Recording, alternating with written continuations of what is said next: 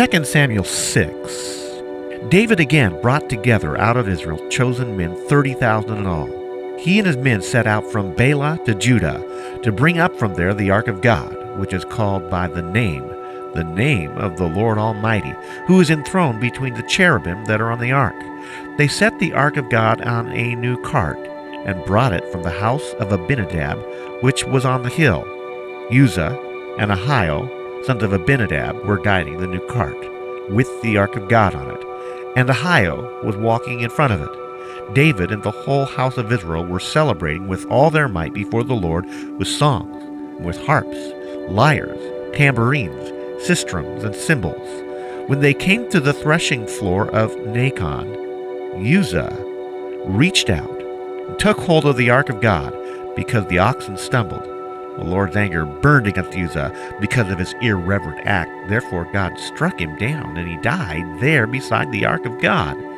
Then David was angry because the Lord's wrath had broken out against Uzzah, and to this day that place is called Perez Uzzah. David was afraid of the Lord that day and said, "How can the ark of the Lord ever come to me?"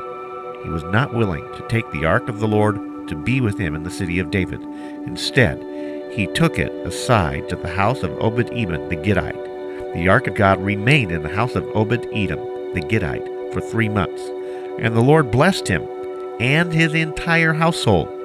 Now King David was told, "The Lord has blessed the household of Obed-Edom and everything he has, because of the ark of God." So David went down and brought up the ark of God from the house of Obed-Edom to the city of David with rejoicing. Then those who were carrying the ark of the Lord, when they had taken 6 steps, he sacrificed a bull and a fattened calf.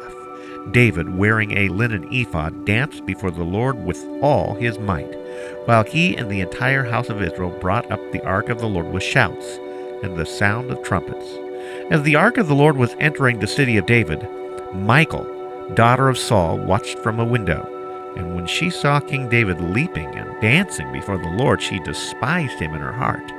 They brought the ark of the Lord and set it in its place inside the tent that David had pitched for it. And David sacrificed burnt offerings and fellowship offerings before the Lord. After he had finished sacrificing the burnt offerings and fellowship offerings, he blessed the people in the name of the Lord Almighty.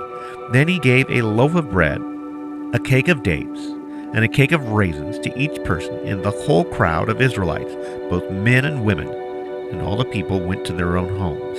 When David returned home to bless his household, Michal, daughter of Saul, came out to meet him and said, "How the king of Israel has distinguished himself today, disrobing in the sight of the slave girls of his servants, as any vulgar fellow would."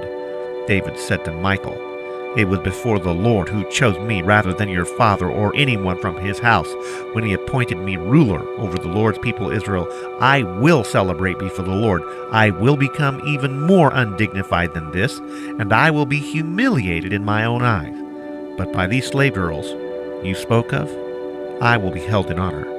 And Michal, daughter of Saul, had no children to the day of her death.